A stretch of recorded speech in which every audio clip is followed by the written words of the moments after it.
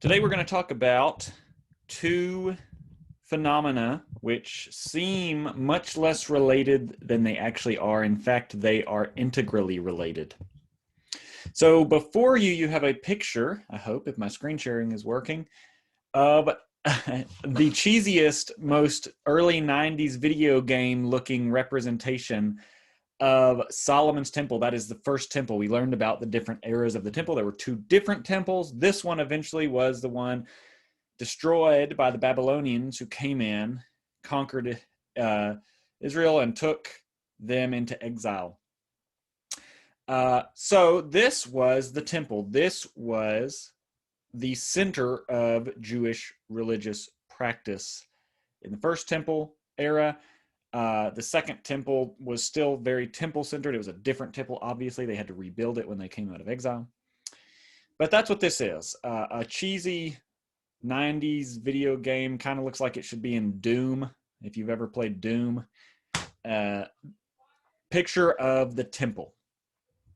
Okay, what I'm going to try to show today is something, it's not controversial, but it's got lots of facets, that the temple is really supposed to be a recreation of Eden. So we learned about Eden in the last videos. Eden was the garden created by God for humanity to dwell in. They were to keep the garden. That was their job.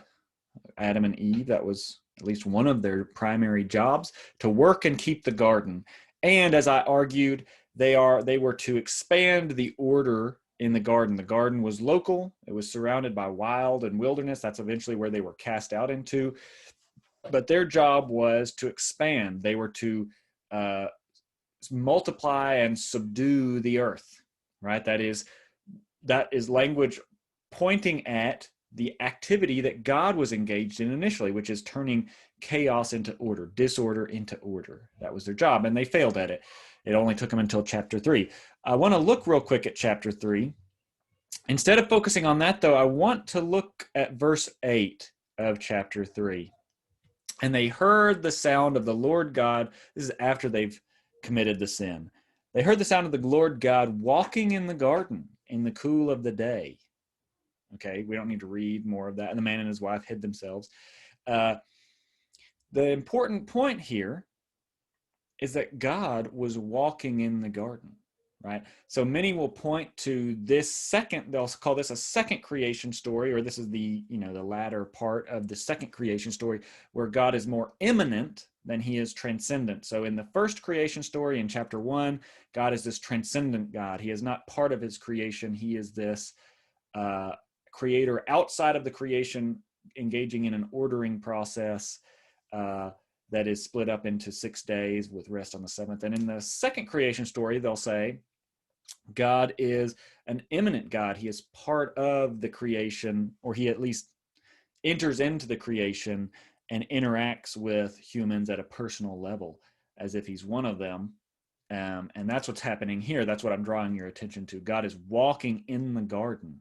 What's going on there? He's walking in the garden. He is interacting with the humans.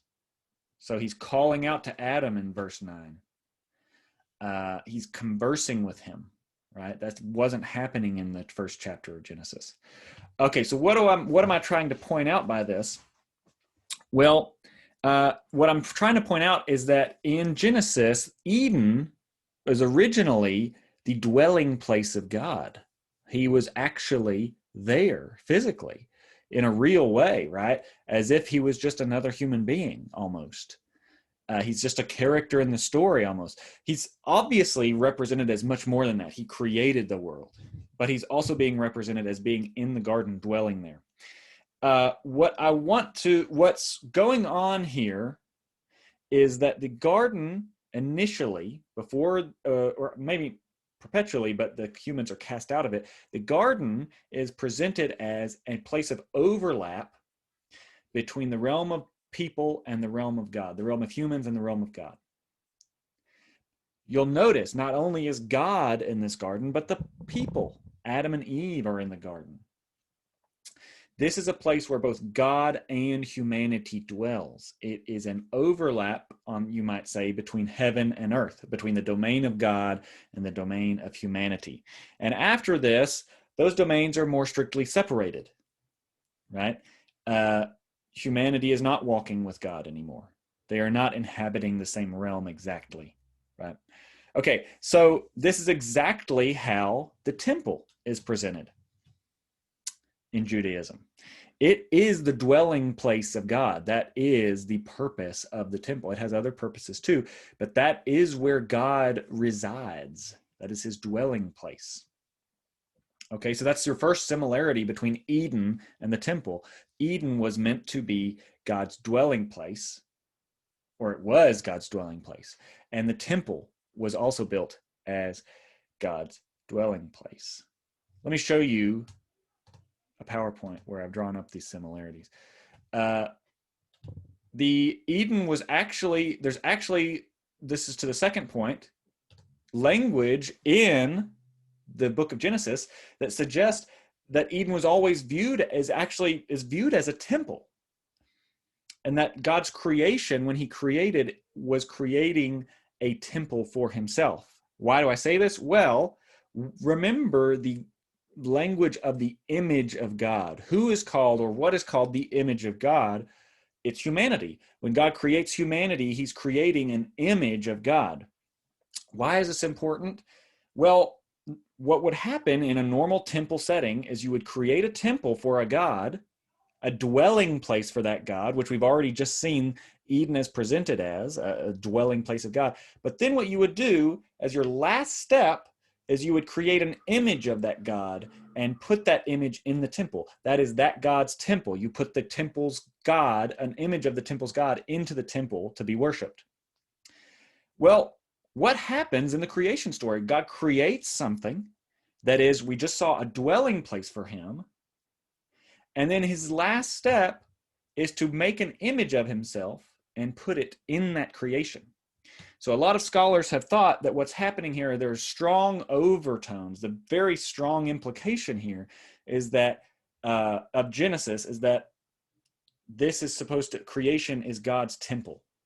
And we are the image of God put into that temple. Now, maybe the similarities in there, because I don't think that entails that we should be worshipped as images of God should be worshipped. But even there, it's really the God that is being worshipped and not the image of God. If you start to worship the image of God, you've gone wrong.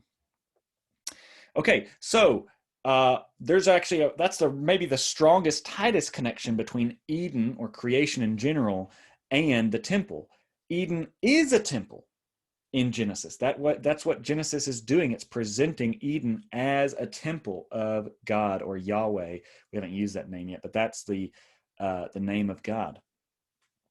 Okay, let's look at a third similarity between these two things.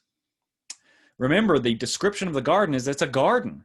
There are trees, there are flowers. There are two trees in particular that are described in Genesis. Did I say trees? Two trees.